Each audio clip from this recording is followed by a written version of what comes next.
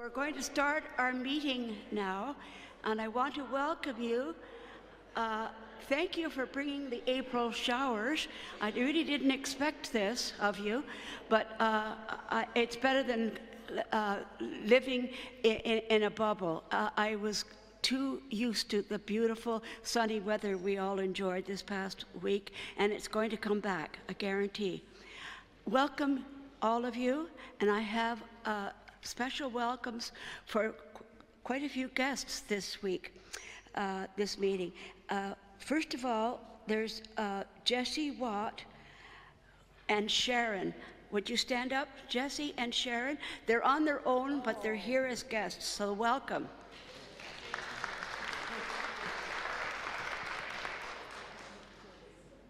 Kathy Stevens has some guests that she would like to introduce. Kathy? I'd like to welcome Carol and Rick. This is Carol and Rick, and this is my sister. And they've come from Barrie today, so we welcome you.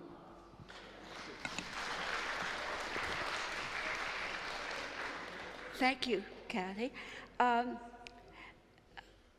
Joan Hug Valeriat, is she here this morning? Yes. Her husband, Andreas, is going to introduce her.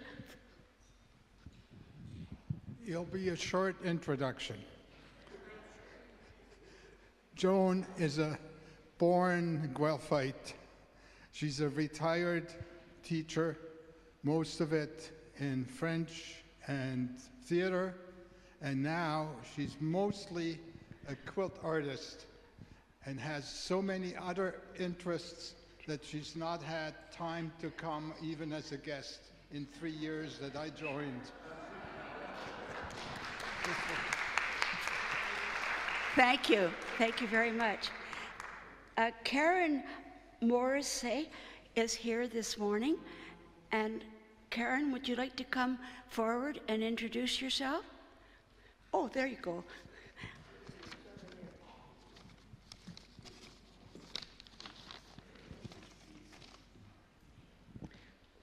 Hello, dear. I have to put my glasses on to see this. My name is Karen Morrissey.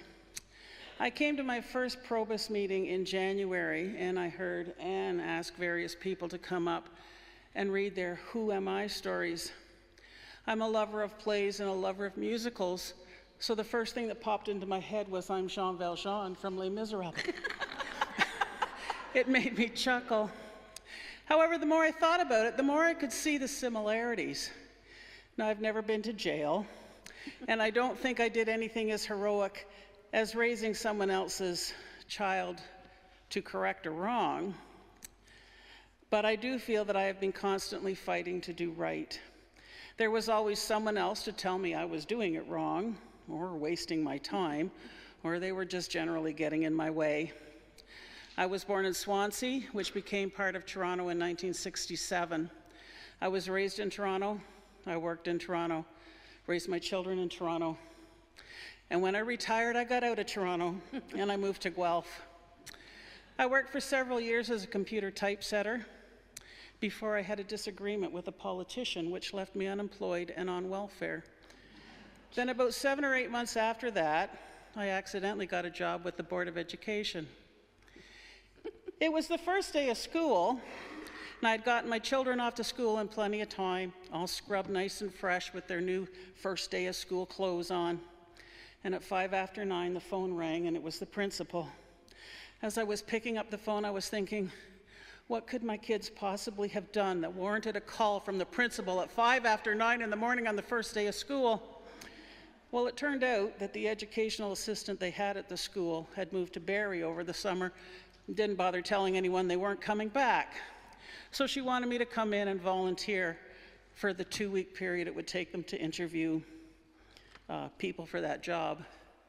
When the last interviewee came out of the office, the principal came up to me and said, well, that's the last one. The job's yours if you want it.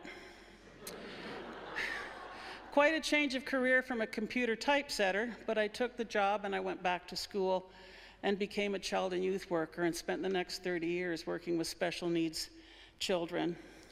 There were many special needs, but mostly I worked with children who had autism and Down syndrome. Since retiring, I have enjoyed the freedom of not having to get up so early in the morning, except for today, and being able to do the things I want to do. I enjoy writing, playing the ukulele, going out for dinner and a show. I have made many new friends since moving to Guelph and look forward to meeting many more here at PROBUS.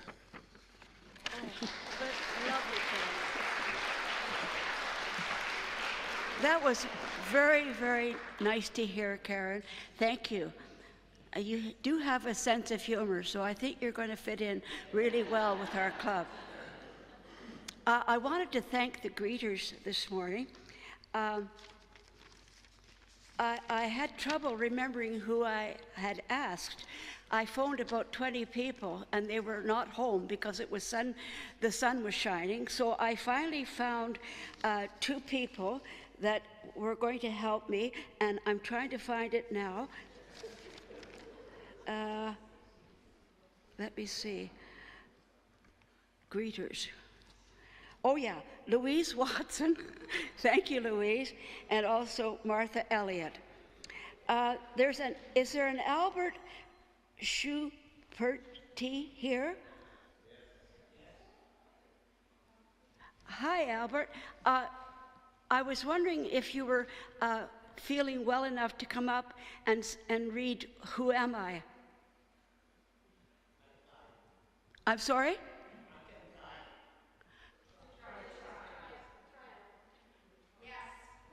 Okay.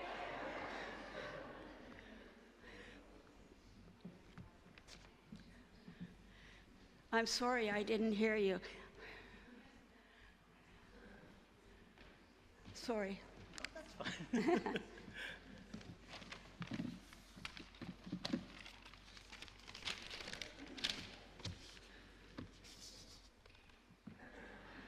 Okay. My name is Albert Schimperli. It's a little bit difficult to pronounce it, but I have my problems too. I was born, raised, and educated in Switzerland, and probably we hear that right away because I have a very terrible accent. A lot of people can't even understand when I tell my first name, Albert. They pronounce it differently than I do, but that's the way it is. It was a small village, and after my education at the Technicum Winterthur as an electrical engineer, by the way, if I would have been 60 years earlier, I probably could have the opportunity to be taught by Albert Einstein. So I like to see the world and learn languages because that was one of my things I didn't like. Didn't go very well with me. I emigrated to Canada, and then with my job I ended up in Guelph. My plan was, well, stay about 2 years in North America, learn English, maybe French, then go down south to South America, learn Spanish, and maybe after a few years go over the ocean to New Zealand, Australia, Far East, and after maybe 10 years I get back from the opposite side home. Well, things don't turn out that as you plan sometimes. I got stuck in Guelph, and I'm here now for about 60 years. And I'm still here. I'm a widower, and I have 2 sons, and they live one lives in Switzerland, and one lives in Holland, and both have a son and a daughter. I like, my hobbies are hiking, and that's why I got introduced to the club. I do as well biking, although I cheat a little bit now. I have an e-bike. And so I do, yeah, a lot of hiking, biking, skiing, and another big hobby is my garden. I have a fairly good vegetable garden, and as nature, sometimes doesn't agree. One year you have a plentiful of everything, other years is nothing. The same vegetable, same plant, so you have to live with that. And as hiking, I have done treks and tours all over the world, but the hike in my backyard, the PROBUS Trail, I haven't finished yet, so that's my plan now, whatever, for the next 2 years, if I can, so thank you.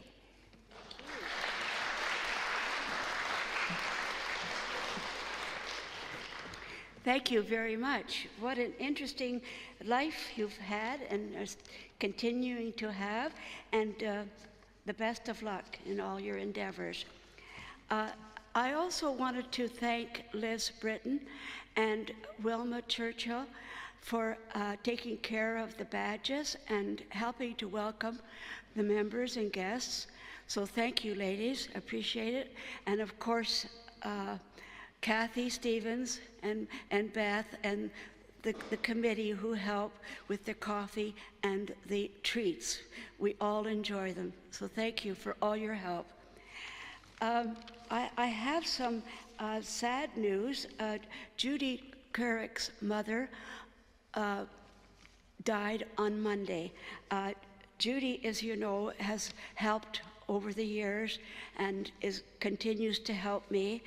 And I know that she was extremely involved with how her mother was doing. And I just heard this morning that she had died. So we're sending our sympathy to her. And her mother was a member of PROBUS, which I did not know. Her name is Elsie Savoy. I think that's how you pronounce her name. Thank you. And so on behalf of all of us, we will be sending a card of sympathy to her at the loss of someone so special in her life, like us all. Our mothers are very, very special. Now, David Churchill came over to me just a couple of minutes ago to remind me or to ask me if I would let you know how the Zoom calls are organized and how the questions are taken care of, because we're all used to being able to ask questions after the speaker in the room here, but the people who are watching on Zoom are allowed to talk or ask questions also, which I was quite happy to hear. Now, David, would you like to explain a little bit more? Yes, YouTube has a chat function, so if you type your questions in the chat function, it'll be read out here to the meeting, and you'll get your answer then. Thank you. Thank you, David. The Zoom meetings are going very, very well. I know a lot of people who are not able to make it in person are feeling included in the membership. So thank you for all the work you're doing. Appreciate it. I'm going to ask Kathy Stevens to come up and introduce the speaker. And also, Kathy, I'm not sure if you want to update us about the June luncheon, or do you want to let us know that later? I'll tell you now. Okay. The June luncheon is June the 13th. Jan Epperson is at a table, and she's selling tickets for that. It's $28. It's at the Country Club. You come at 11:30, and the bar is open then with lunch at 12:15. We're having something different this time: wraps and sandwiches and croissants and salads, and best of all, strawberry shortcake. So please come. It's $28, and everybody's welcome. Now, we are so fortunate to have Dr. Carrie Hand speak with us today. Carrie's topic is loneliness and isolation, something that on many levels impacts many or all of us. Carrie graduated from McMaster University in physics. Then she completed a master's degree from Western in occupational therapy. She then returned to Mac and completed a research master's degree in rehabilitation. She achieved a doctorate degree in rehab science at McMaster, and her research focused on seniors, community, and health and well-being. After a few years living in Boulder, Colorado with her family, Carrie accepted an opportunity as associate professor in the occupational therapy program at Western. Today, she continues her research and teaches in the occupational therapy program.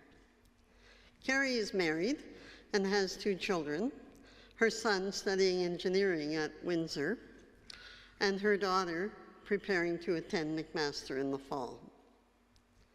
I'm extremely proud of Carrie and all of her accomplishments, both personally and professionally.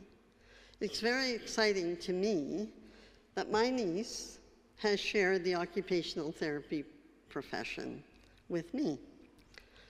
That's spanning 52 years. So here we are, she's still there, working at McMaster, or working at Western. Welcome, Carrie, and thank you for sharing your insights.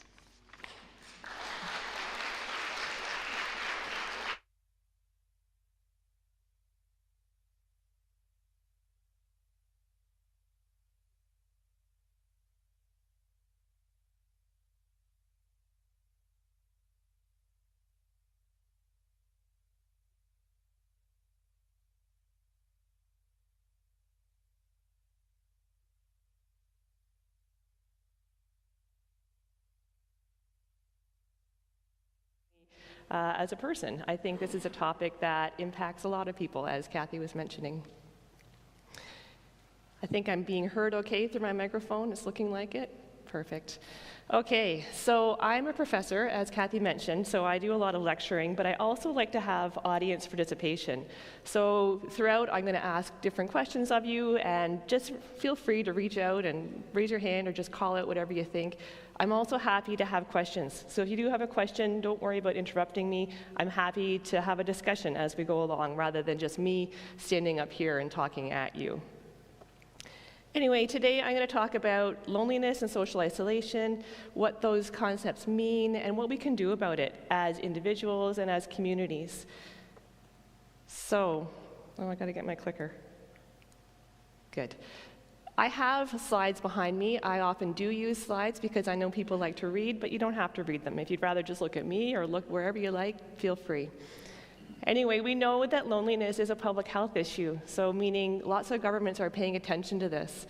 In the United Kingdom, the government of Theresa May has established a loneliness minister, so a person in the government that's responsible for dealing with the issue of loneliness there. In the US, they call it an epidemic. In Canada, we've got all kinds of work being done in terms of looking at statistics, providing reports, figuring out what needs to be done in our communities. So when we think about what loneliness is, though, there's a lot of different ways to think about it, as well as social isolation. Loneliness is basically the feeling of a gap between the social connections that you want and the social connections that you have. And so this is different from solitude. Solitude is pleasure in being in your own company, being alone, taking time to yourself, 2 different things. And I really like this quote from Paul Johannes Tillich, thinking about language has created the word loneliness to express the pain of being alone, and it has created the word solitude to express the glory of being alone. So 2 different sides of a coin. What we're talking about now is the more negative one, when you don't want to be alone. In Canada, at least 10% of Canadians, of people living in Canada, are lonely. They say they're always or often lonely, which is a fairly big amount, to be honest. That's from Canadian statistics across the country. Other studies have looked at loneliness, and they estimate things like between 10 and 25% of older people might say they're lonely. Young women right now in Canada are the most lonely. So it's not necessarily specific to one group. And then people over age 75 seem a little more lonely than in the 65 to 74 age group. So there's all kinds of statistics around there showing just what a big issue this is. And so what does loneliness feel like? If you had to just say to, your 5-year-old granddaughter or to a friend, what would you say? What is loneliness? What does that look like? And just feel free to shout out whatever you think. Mm-hmm. Yeah, that nobody cares. Absolutely. Sorry. You have no purpose. Yeah, not much meaning. Absolutely. Emptiness, another good one. Yeah, absolutely. Oh, rejected. Yep, for sure. Not welcomed, not belonging. Yeah. So these are all the things that I'm seeing in the literature also. Feeling alone, not feeling like you belong. Poor quality of your relationships. So maybe you have some people in your life, but the relationships aren't a very good quality such that you can speak with them about things you want to speak about. Loneliness can be temporary, situational, like if you lose your spouse, or it can be persistent, something that someone experiences throughout their lifetime. There's two different ways. People often talk about isolation also, and sometimes isolation and loneliness are used interchangeably. Social isolation can mean all of these things. It also kind of gets distinguished from loneliness to mean that you just have few social contacts. So loneliness being the more emotional part, and social isolation being just the more objective part, that you don't have a lot of people in your life. Doesn't mean you're lonely, you just don't have a large social circle. Anyway, thinking about how we talk about loneliness is important too. So this is another question for you. If you thought someone was lonely, or if you yourself were lonely, how do you think that they might say it? Would they say, I'm lonely? Or would they say, I need someone to talk to? Or might they say, I wish I did more with others? Which of those seems more likely that someone would say if they were feeling lonely? Yeah, that's a good one. Probably more so than I'm lonely. I've done some research, and what people say in that research is about 45% of older adults, looking at that group, say they would like to do more social activities.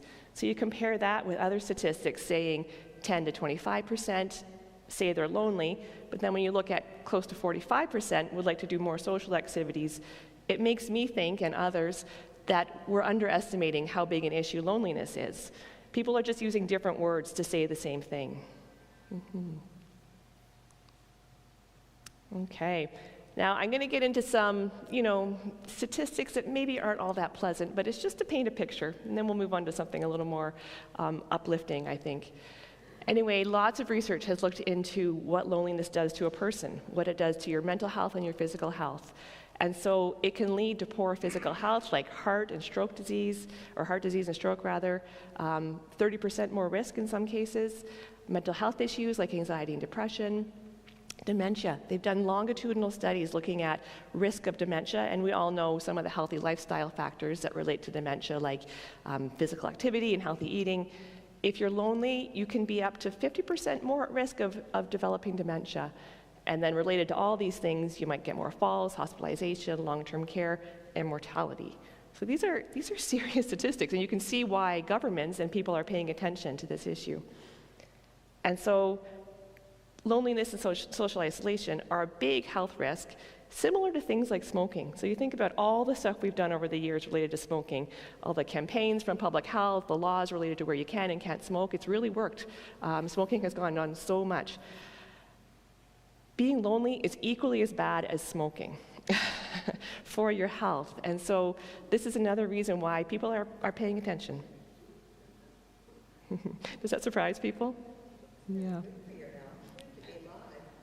Yeah, it's true. Okay, so I'm going to do a quiz now. I'm going to put up a few questions. My clicker isn't quite going. So, hi. It's an animation that I'm looking for in the clicker. Oh, there we go. Thank you. So, true or false? People get more lonely as they age. True. So next one, please. That one's false. So, It's not necessarily true. There's pockets. You know, young women are more lonely right now. Some older groups are lonely, but it's not an even procession towards loneliness. Next. Immigrants are more lonely than people born in Canada. True or false? That's true. Yeah, people that immigrate to Canada are more lonely than people born in Canada, especially if they're from countries that are not European. So immigrants may have a tough time integrating into society. They may feel unwelcome when they get here, and that can lead to loneliness. Yeah. Next. Women are more likely than men to hide their feelings if asked about loneliness. That's false, yeah. I think we all know some men in our lives that maybe would prefer to be stoic than to admit that anything was wrong, for sure. Living alone is a risk factor for loneliness. If you live alone, do you think you're more lonely or less? Yeah, that's true. Yeah, absolutely. It's not absolutely going to happen that if you live alone, you're lonely. It's just you're more likely to be. People in poor health are more likely to be lonely. True or false? True. Yeah, go ahead. And next. Lacking or losing a partner leads to loneliness. True. Yeah, and then next. A large social network means less loneliness. We're getting lots of truths. Okay, let's see what it is. That's false. Yeah. So the important thing with that is the quality of your relationships. I don't know if you've heard the phrase alone in a crowd. So this is kind of where this is coming from. You can have a whole host of social connections and people in your network, but if you don't have a close relationship with anyone, you can still feel lonely. Yeah. Okay. Now let's see if this works. Oops. We're back on track. Perfect. And so there's all kinds of things related to the person that might relate to loneliness. So if you had a loss in role, retirement can often be a trigger for people feeling lonely. Change in health or losing your driver's license, moving to a new home or a new city. I often think about, grandparents, right, or your own parents. If there's ever a decision to be made about moving, your parent into a new setting, they don't need their house anymore, maybe they move closer to their children, that's a situation that could lead to loneliness, and people think about that a lot when they think about moving relatives or even themselves. And of course, death of a spouse or death of close family and friends. Lots of people have very close companions, and that can be a blow. So it's not just all the person, though. There's lots of stuff around us that are leading to loneliness. And this is another thing that I think governments need to do. And this is why they're paying attention. But we can't just put it all on the person. It's not all related to something due to that person, like losing a spouse. And so in some communities, places aren't accessible. If you can't get into a place to enjoy socializing and so on, that's going to be a barrier for you and can contribute to loneliness. Transportation also can contribute to that. If you don't feel like you live in a safe neighborhood, you're not out talking with people, we need those connections. And then people that experience exclusion or discrimination are especially vulnerable to loneliness. Like I mentioned, immigrants, for instance, people that identify as lesbian, gay, bisexual, trans, queer, people that don't speak English, definitely. And then, of course, we all know that COVID, a worldwide pandemic, is something that can definitely lead to loneliness. Okay, so we've looked at all the doom and gloom, so let's move on to what we can do about it.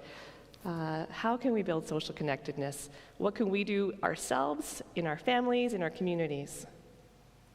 Okay, so I am an occupational therapist, as Kathy mentioned, and I'm really happy that we both share that profession. Are there other occupational therapists in the room? Just the two of us. Other health professionals or social-related careers where you're working with people? Yeah, I'm sure some, for sure. Nurses, other sorts of workers, people that work in the schools, like we heard from the person who introduced themselves. Yeah, so I think a lot of us have in common that it's important to do activities that we enjoy, that bring meaning to our lives, that help us to feel good. And in terms of loneliness, it's important to do them with others. So they can bring us social connectedness, we can feel happier, we get life satisfaction from doing things together. I want to talk, I'm going to go back. Are there things in your lives right now these are just for you to think of, although I'm happy to hear comments. So think about what activities you like to do yourselves. Maybe it's a hobby like woodworking or knitting, maybe it's coming to this kind of event, and just reflect on whether or not they're activities that involve others or they're more social activities. And if they're more activities, activities that you do on your own or social activities, if they're ones that you do on your own, think about whether those things can be done with others. So if you are a knitter, for instance, does it make sense to join a knitting group? If you're a woodworker, can you connect with other woodworkers? This is kind of lots of the recommendations that I make in my own work, and I do in my own life. One way that I've seen, I've done a lot of research with older people in their neighborhoods, finding out what it's like to work and live and make friends and do everything that you do in your community. And what they've told me is that just being in one's neighborhood, walking, being outdoors, shopping, using local stores, sitting on your porch, all of these things seem to create a sense of connection with others. It's not necessarily those close relationships that you have with your friends or your family. You're not talking about really deep things necessarily, but they're still a really important part of everyone's social life. And so some people, walking the dog, I love that one. What are some other neighborhood activities that people are doing? Dog walking is a great one. So one person said to me, we said hello to a bunch of people we didn't know. We just say we cannot get over how much that means to us, that we can go just about anywhere and see some people we know just in passing. That's really important. Another person said you can share a lot of life just in the driveway or over the fence. Other people have told me about how they contribute, I'm tripping on my stuff here, to their neighborhoods. And so lots of people do formal volunteering. A club like this one is also a form of contributing to creating this community. All of you being here today is you being out, you're being present, you're having coffee, and that's helping to create this community and make connections with each other.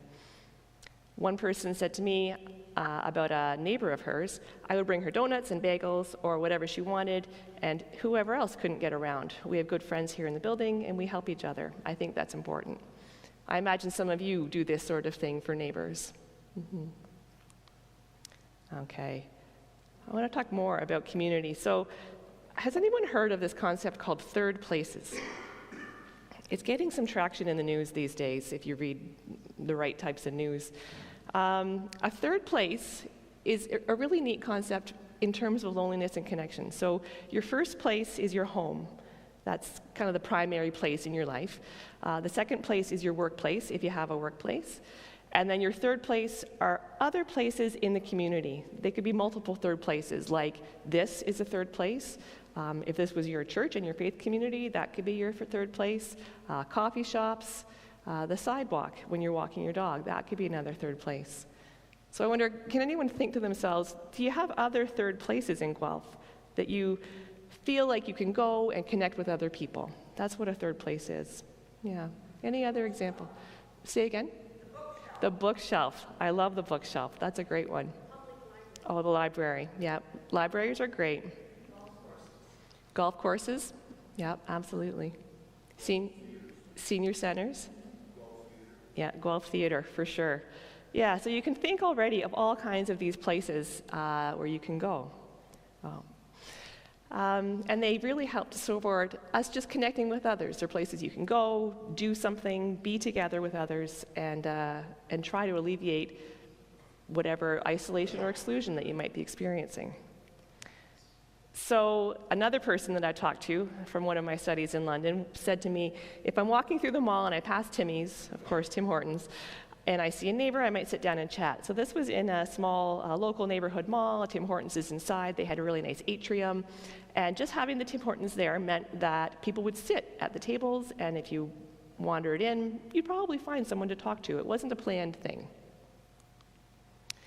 Some people talk about breweries and bars. So in London, there's been all kinds of new breweries popping up, and I know it's the same in Guelph. You're ahead of us in terms of all the micro pubs and all this. But people become regulars, and not that they're drinking a ton because they always want to tell me that they're not really barflies. But they find that they get to know people just by going regularly to hear music. So one man said, "It's always a good night out. That's important to me because it's being in society, really. I can go to the pub and meet people I know. Inevitable." So again, it's not a planned thing necessarily in places like third places. At a golf club, you might be doing a round of golf, and you're definitely arranging that ahead of time, but then there might be other people you're meeting there coincidentally. Okay. There's also challenges in these places. So lots of them are very inclusive, and I really like to hear how everyone was being welcomed in the beginning of this meeting and telling their stories and thanking everybody for their contributions, and those sorts of things really help to create a welcoming environment.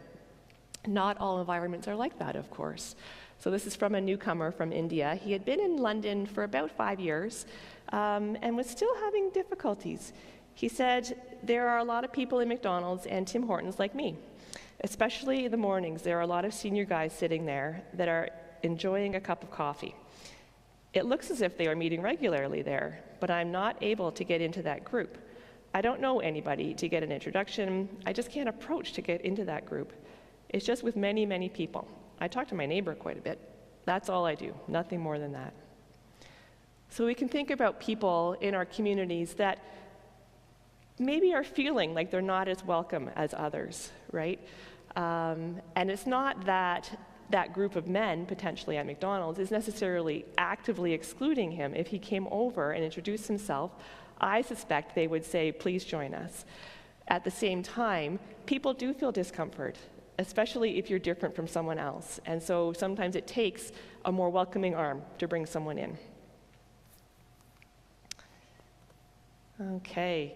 This is also related to places. I love thinking about place. I don't know if you guys think about place, but I think about it all the time. So every place that I go to, every place you go to, has a certain vibe. And by that I mean certain people go there, they do certain things there. Certain people might feel like they don't belong there. So if you took this environment, it's a PROBUS meeting. I'm hearing that everybody's welcome. It's an open club that you can join if you like, so that's great. There's also a flavor of this group, right? You're all retirees, generally, I think. Is that right? Yeah. Have had some kind of work in the past. And so is that sort of making people think, "Oh, well, that's not quite the club for me. I should go elsewhere." I hear about things like senior centers. I don't know if anyone here experiences this, but some of the people I speak to talk about seniors activities like bingo or cards, and they say, "Oh no, that's not for me. That's for when I'm older. That's for when I'm an old person." And that's the flavor of that place. They look in and they say, "No, this isn't something that's for me." Gyms might be perceived as for young people only. You may want to go to the gym, but you think, "Oh, look at all those younger people jumping around that are super fit." I feel that way sometimes, and I think, I don't really want to wear all those spandex things that those girls are wearing, so maybe I'll go to a different one. There's also places that seem more likely to be welcoming people who are able-bodied. So of course, if you don't have ramps at your entrance, I see that there is one, that's a subtle way that people think to themselves, this place probably isn't as welcoming as I'd like it to be. So these are things that I think about, and I think lots more people are starting to think about who plan programs, who plan events, who design parks, all those sorts of things. Okay. Now this is something that happened in London maybe 10 or 15 years ago. Another really good third place is a mall, and it's really important for teenagers right now. I have teenagers, and my daughter loves going to the mall. You may have children or grandchildren that like to do that too. It's a really nice place, it's free, you can just go. In London, there was a mall that had an indoor main hallway, lots of benches and seating, places to get something to eat, and it was actually converted to one of those big box areas with a big grocery store, a big Canadian Tire, all parking lot, no indoor area. And so one person said to me, in the past, the mall was a safe walking place. They would open up an hour before the stores. You would run into people. They had a little place you could have coffee and donuts. It seems like a lot of people I talk to eat donuts. I don't know if this is a London thing or not. You could have a donut or something in there. And when they were going to tear it down, we signed a petition not to do that. but they did it anyway. They took away that seniors gathering place. This is something that's happening over the years. We're losing these sorts of third places where people can go and informally connect. And so it's great to have a place like this where people gather, but it's organized. It's not that, it serves a purpose for sure, but it's not the kind of place where you can just drop in. You have to know the date, you have to know the time, you have to know something about what's going on. Whereas in a mall, you just go. There's no need to do any planning.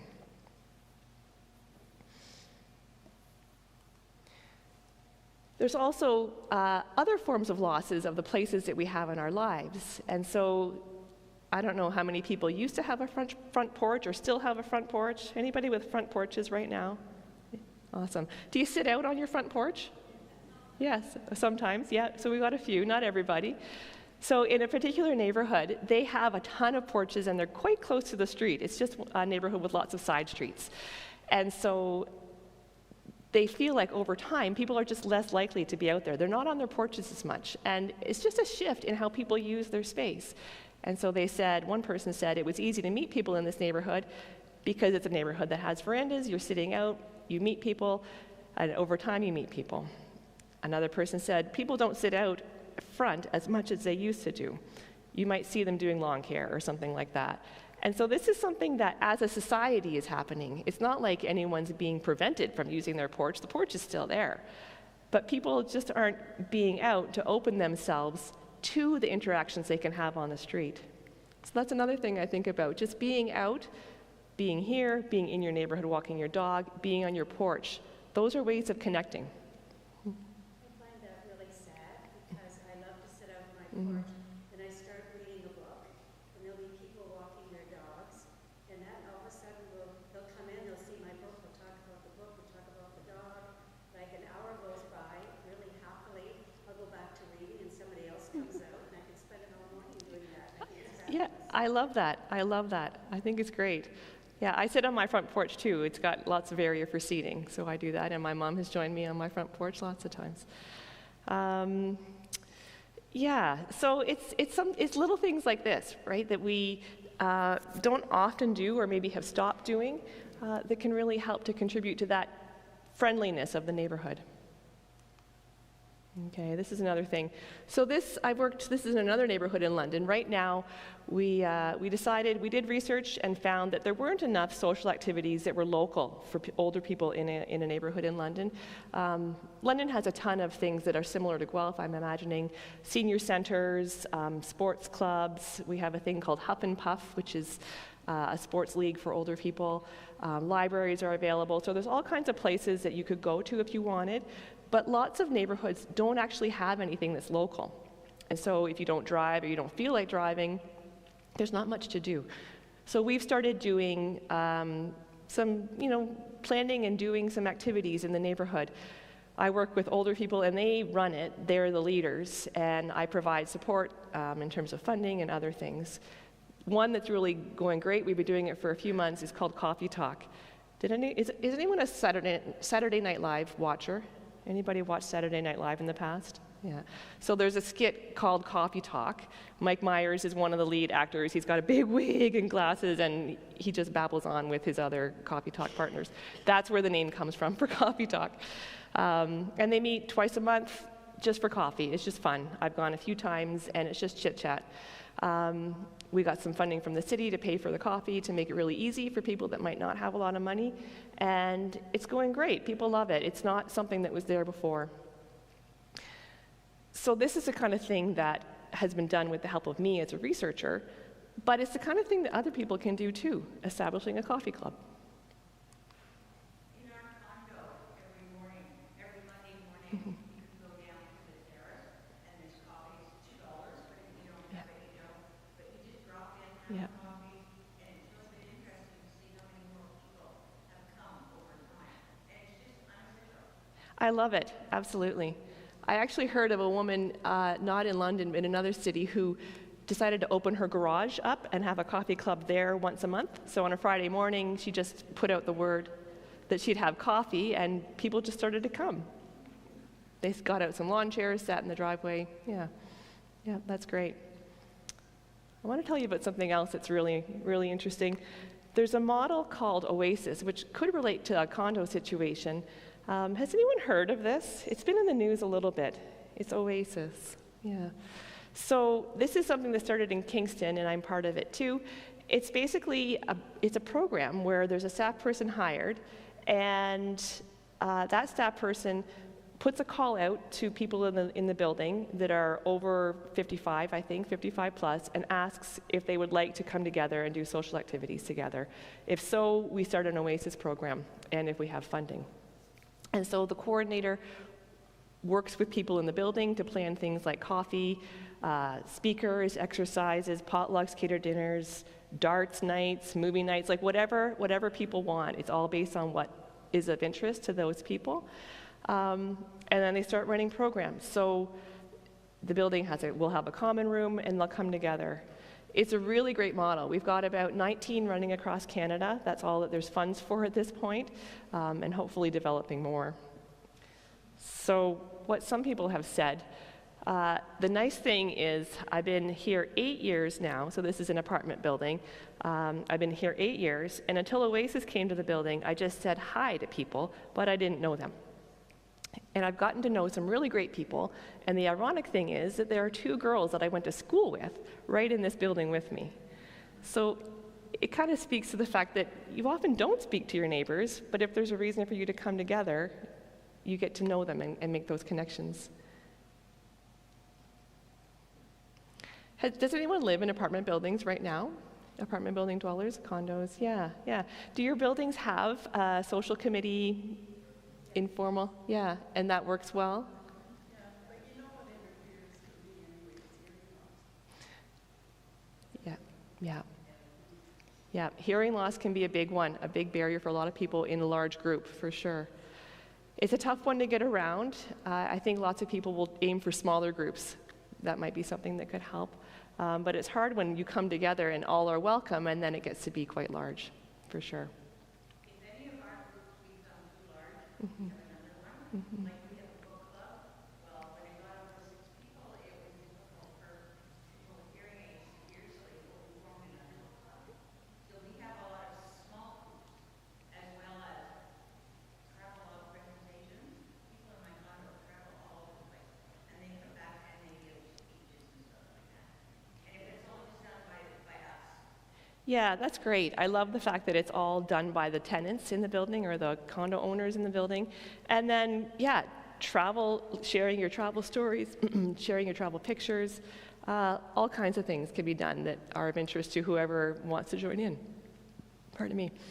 At one of the Oasis sites in London, they're planning an art show. And so they've been working for the past couple of months on sketching, and they've been drawing like birds that are just beautiful. These are people that didn't really know how to draw. Like I could probably benefit from these programs too. And so they've done some really, really nice things, and they're going to have an art show to use as a way to bring more people together. It's fun to show the art, of course, too. So there's lots of things that can happen in buildings where there's lots of people. If there's a common room and space to do it, you've got that kind of third place that's going to facilitate doing things and being together. And if it's resident run, that's great. If that works out, it's perfect. This model of Oasis does have that staff person involved so that some of the work can be handled by that person. Now I want to talk a little bit about, there we go. Oasis during a pandemic. So I talked about COVID, and we all know that it was difficult for a lot of people to be in a pandemic. And so this Oasis site in London was one where people had activities a few times a week, and those all came to an end, of course, when the pandemic started because the common room wasn't accessible anymore, and I'm sure this happened at other apartment buildings. And so the people involved still wanted to stay connected. They still wanted to find ways to do things together or connect with one another. And so they really got creative with the help of this staff person. They had phone and video meetings, so teleconference. They did activities sort of together but separate. And so this group of people really like crafts. I mentioned the drawing, and that's just their interest. So the coordinator would bring together the supplies needed for everyone to do the same craft. One was an Easter door hanging. And they all did the craft, and they hung it on their door, and then they could see each other's crafts and talk about how it had gone for them. So they were doing it separate, but also being able to connect about it afterwards. So this was a really great thing for the people involved, because at this particular Oasis site, a lot of the people are quite frail, and so a lot of them are not driving, using walkers, not really getting out of their apartment building in general. And with the pandemic, it just added another layer of isolation for them. So being able to do this with the help of a staff person was really important. Okay. I'm going to talk about another one. I like to give the nice, the positive, the things that are going well, and then maybe the things that aren't going quite so well. And I've had experiences with both in all of my work. This is another apartment building that I worked in. It wasn't related to this Oasis program. It was a building that had senior-led activities, like some of the ones you've mentioned. And they were really committed to doing this together, to having fun together, potlucks, they did game nights, all this kind of thing. And I joined that building hoping to help contribute to this, to help them to be more connected and to have more of their tenants joining in. It was a seniors-only building, so everyone in the building could potentially join. And over time, some cracks appeared, some issues. There was some discrimination and exclusion related to race and language. There were some people from South America in this building that weren't first language English speakers, that were subtly excluded by not saying hello, for instance, in the elevator, overtly excluded by not being invited, that kind of thing. There were some struggles related to leadership. I don't know how many people have worked in an organization, but there often are struggles related to leadership in any social situation. And so that was the case here. There was a leader who controlled the calendar and generally set the activities that would happen, and there were others that didn't like that system. And so that was the conflict right away. As a result of some of the conflicts happening, some people just started to self-exclude. They said, I don't want to be a part of this anymore. I'm not gonna be a positive presence. I'll just remove myself. So in a building that I was working in, hoping that people would build connectedness, kind of the opposite was happening. They had to work through it. I tried to support as best I could, and they were the ones that had to work through it. And the way they did it was involving a neutral party. So that person was the building manager, and that person was willing to manage the calendar and the scheduling for the social room, which honestly probably should have been happening from the beginning. So nothing could be erased from the calendar, no one could be blocked from reserving that common room. And then they decided as a group that they would split. They would do their separate social activities. One group planned their own, the other planned their own, and it actually seemed to work well. It's kind of unreasonable, actually, to think that everyone's going to like everyone else. Everyone has different connections with different people.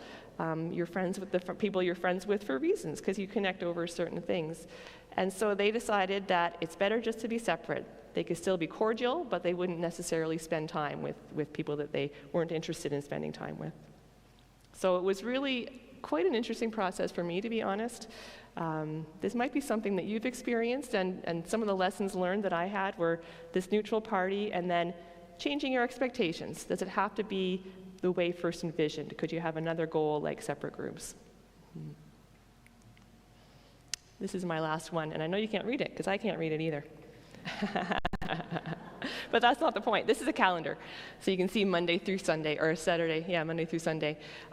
This isn't related to isolation. It's a project called Action for Happiness, and I just found this randomly.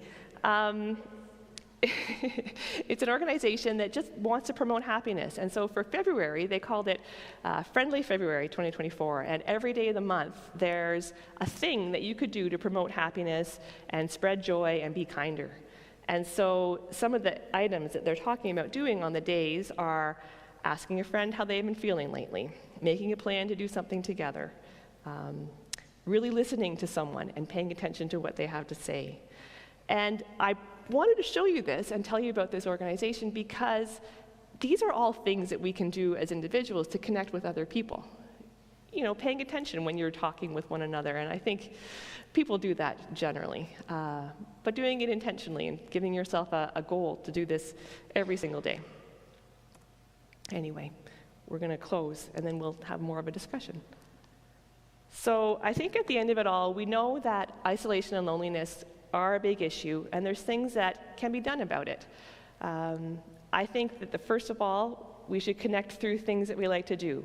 We should find other people to do the things that we like to do with us. The next one, working with others to create these social activities and social spaces. So the example of people in a condo planning social activities in the common room is a great one. You get together with some others, you plan whatever you want to do, and you do it. I think this is important for people like me as a researcher, and it could apply to people, everybody, advocating for spaces in our communities that are safe, accessible, and attractive, that people want to spend time in. So you can think about our city parks. Lots of cities are now developing their downtowns, and so putting in really nice features in downtown areas that might involve fountains or statues, benches, and so on. I know that there's been some development in Guelph in the downtown area in front of, they do skating there in the winter, maybe it's by a library. So we need all of these kinds of places. Libraries are another great one. The other thing we need are some programs. So not everything can happen just fortuitously, coincidentally making connections. Programs are important too, like the Oasis program I talked about, or the program I mentioned that's Coffee Talk in London. So these are some of the things that I think are important for us as individuals, communities, and governments to do to address the issue of isolation. And that is all. Thank you for your attention.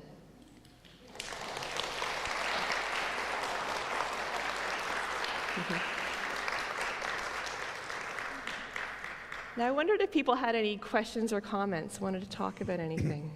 If you have questions, could you put up your hand and I'll give you a microphone so everybody and people at home can hear you?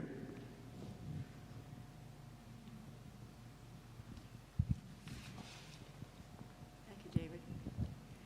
We live in a park, and it's a wonderful park, Riverside Park. We're in that building beside the senior center. And you walk through the park, and there's such a community there, but they're mainly immigrants or recent arrivals. They are speaking different languages. I would love to get to know some of them, and I don't know how to do that. There'll be a picnic table with a whole bunch of adults and kids, and they're having a ball. And I like to have a ball too, but it's difficult to know how to not break those barriers, but to participate. Any ideas on that? I agree. I think that that's a real struggle for everybody, I might say. Breaking into a social circle that you don't necessarily feel like you're part of quite yet. Yeah, I think there's lots of ways to think about that. I guess to start off, maybe a caveat is that sometimes some groups aren't welcoming, right? And that's something that we as people can just think to ourselves, this might be the case, and it probably has nothing to do with me as a person. But sometimes people are out there enjoying themselves with whoever they want to enjoy themselves with, and they're happy as they are. I think in most other instances, though, there is an opportunity, and I always try to smile. Like, I don't know, I'm sure you do that too. The idea of being present, and so I talked about being in your neighborhoods, walking dogs, doing yard work and that kind of thing. Repeatedly seeing someone in the same area just starts to build a familiarity with someone, and then over time that may lead to more than just a smile. It might lead to hello, how are you, and then conversations. So being in those spaces together, I think, is a really key one. That's what I can think of off the top of my head. Yeah. Do we have any other questions? Do we have any questions from home?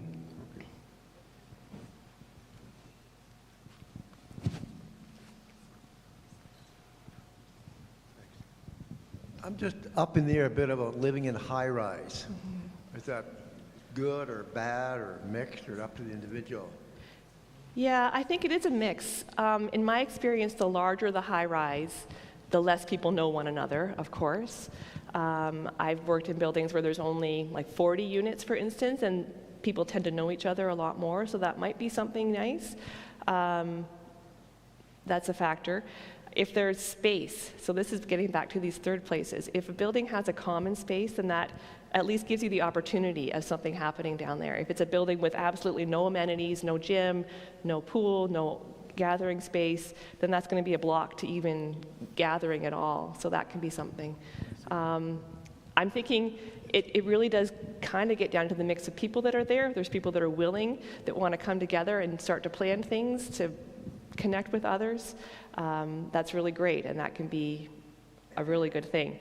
The Oasis program that I mentioned, there's some buildings that just aren't there. They don't have a champion that's willing to take on that work, and it can be a lot of work, to be honest, to arrange social activities, and people get burned out. And so a program like Oasis that has a staff person that's paid to do some coordination can be really helpful in a large high-rise, and that's what I'm finding too. So it's a bit of a mixed answer. Mm-hmm.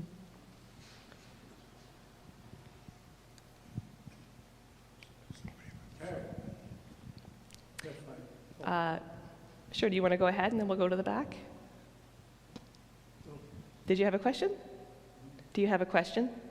No, I just have some input. I've been involved in this thing, if I may. Mm-hmm. Okay. I know I'm a fairly new member of PROBUS. Okay, thank you. Carrie, outstanding presentation. The reason I'm so taken up by what you do, personally, I retired few years ago, and I've also been a member of 50 years of a fraternal organization. So what I had done over the period of time is I would visit what we call the brothers that were sick, hospitals that confined homes. And I've seen exactly this. The biggest thing I felt... Put the microphone up to your mouth. ...is a problem. The biggest thing I felt is a problem is those that cannot are no longer mobile. I have coffee with a group at McDonald's here. A great person. He's a bachelor. They had lost his license. He can't come anymore. So I do visit, and he's just going downhill. So it's nice that we can do these things, but what I came to see with the depression, the loneliness was multiple in those that cannot be picked up, taking immobility. And it is a real big problem. There's wonderful things out there, but the immobility, when you can no longer depend on someone else to take you someplace, it's something we really have to work on. Thank you. Absolutely, and thank you for that comment. I agree. So we're talking about people that maybe can't leave their home, that don't have the mobility to do that. I'm sure lots of people can think of someone in their lives that are really not able to get very far. And so there's programs that governments could do, like friendly visitors, for instance. I'm sure you've heard of those. As community members, lots of faith communities will reach out and do those sorts of visiting programs.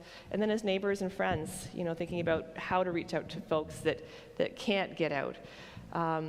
Losing the license is another one that's not quite as tricky. This is why I like to think about local programs. So if someone can't drive and they don't have transportation, could they still walk a couple blocks to something local? And if they can, that's great. They can join in to whatever is being developed locally. I think over time, a lot of governments have centralized things, so have really nice, I mentioned downtown in Guelph, right? So there's central libraries, we have this in London, and a few satellites, but they're only in certain areas of the city. Only people that are quite local to them can actually walk. There's tons of other areas in cities that need to have those resources too. Mm-hmm.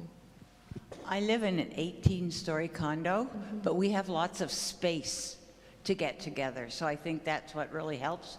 And you're talking about how to approach people. I always believe in food.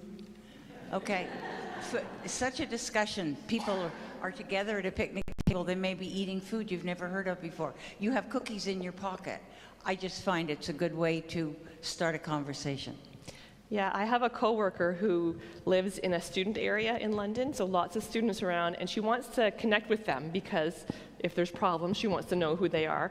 So once a year, she would set out a grill on her front yard and cook up a whole bunch of hot dogs and invite the students, and they would come and they'd have a chat and a hot dog, and they put a face to her name, and they knew she was a neighbor, and just to help you know, make nice social relationships amongst those students that can be a little transient and maybe not as caring for their neighborhood as a long-term resident might be. Are we wrapping up? Okay. So I just want to thank you. Oh, maybe you can moderate.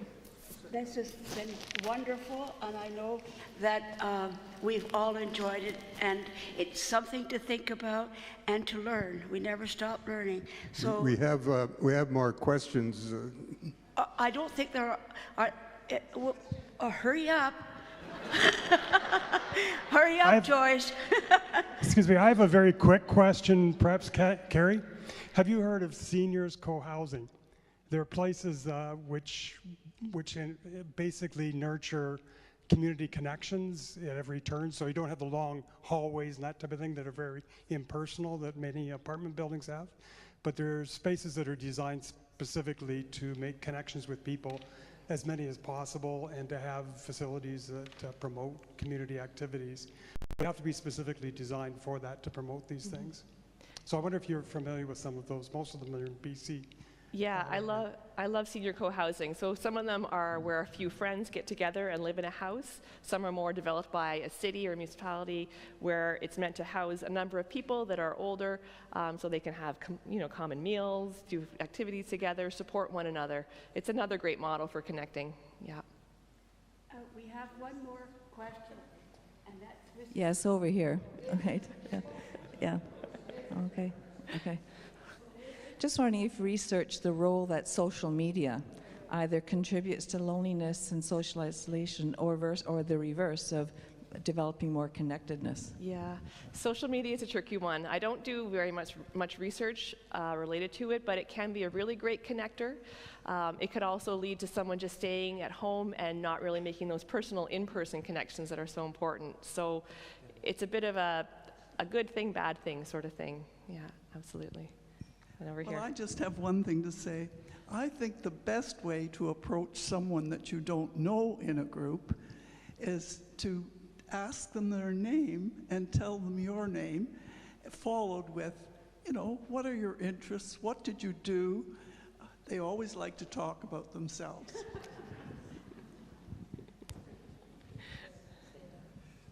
Could you or have some students carry out a study program rating condos for these features?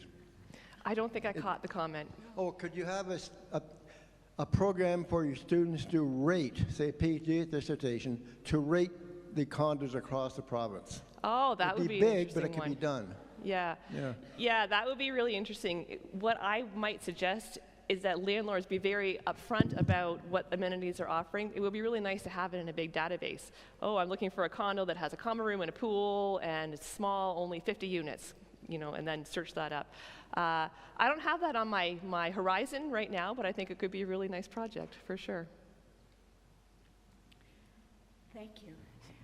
Needless to say, this is a very interesting subject, and we are all interested in it. So I'd like to ask Rosemary to come up. Hi, Carrie. That was fabulous. I can't say anything else about it but that, because what you did. You have to. People can usually hear me. No. The ones on Zoom too. All right. Sorry. You talked about the change of roles, the change of responsibility, the change of identity. Very common among us old retired ladies. Thank you for making everything a little clearer, for making us all understand that we are together on this. Nobody's alone on it. Thank you, Carrie, very much for your time. Thank you so much. Thank you. Thank you. Thank you very much. What a great morning. It was just terrific. Thank you. I wanted to say a special thanks to Anne for taking the pictures and being so helpful and always there. And would you stand up, Anne? So we'd like to thank you for taking the pictures of the members and the new members and those who wanted to be updated.